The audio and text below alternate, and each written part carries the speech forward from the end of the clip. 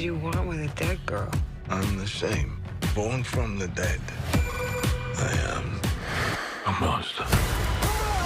Yeah, so am I.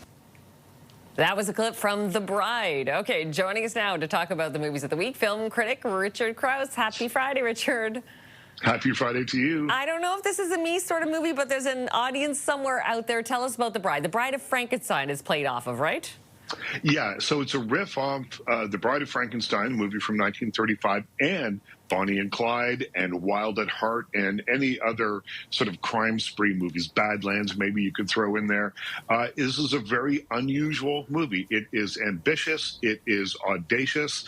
You have Jessie Buckley, who's very likely to win an Academy Award on March 15th for her work in Hamnet. She stars as the bride. She is, when we first meet her, a flapper in Chicago in the 1930s.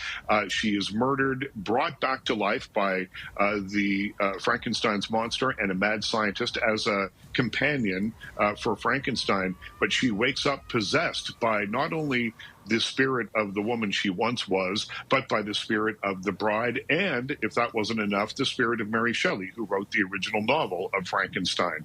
And it makes for a crowded palette, let's just say, as she switches accents and has sudden outbursts that often seem kind of hard to understand and make it hard to understand exactly what's going on. So this film takes big swings. It's about identity, and it's about bodily autonomy, and it's about what it means to truly be alive. And it's a love story, and it's sort of a horror film, all mixed up into one big package that, while kind of cool looking, doesn't really work very well. So I gave The Bride, which is now playing in theaters, 1.5 stars out of 5. Oh, Richard. So from an Academy Award-worthy performance to 1.5 stars from Richard Crouse. That's a fall. Okay.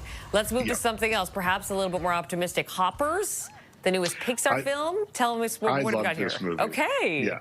I like this movie a lot. This is Pixar working at the top of their form. Again, they've had a rough few years, releasing a series of films that didn't quite work.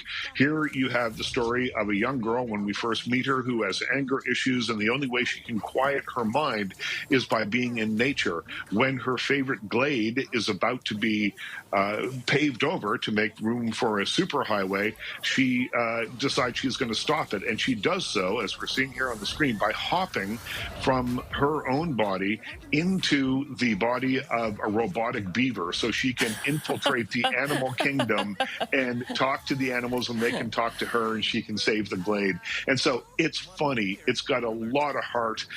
It is beautifully animated, and it's the kind of film, I think, that everyone in the family can like, from little kids who I think will enjoy the humor and the character design and all that sort of thing, right up into grandparents. I mean, this is a movie with a really broad appeal, I think. It's called Hoppers. It's in theaters right now, and I gave it 4 out of 5 stars. A robotic beaver. I don't know who comes up with this stuff, but kudos. Youngblood is the next one, a remake of the 1986 film in Canadian context. Take us from there.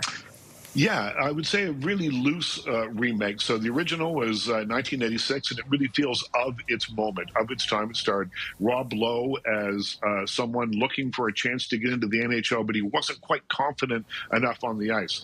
This flips that.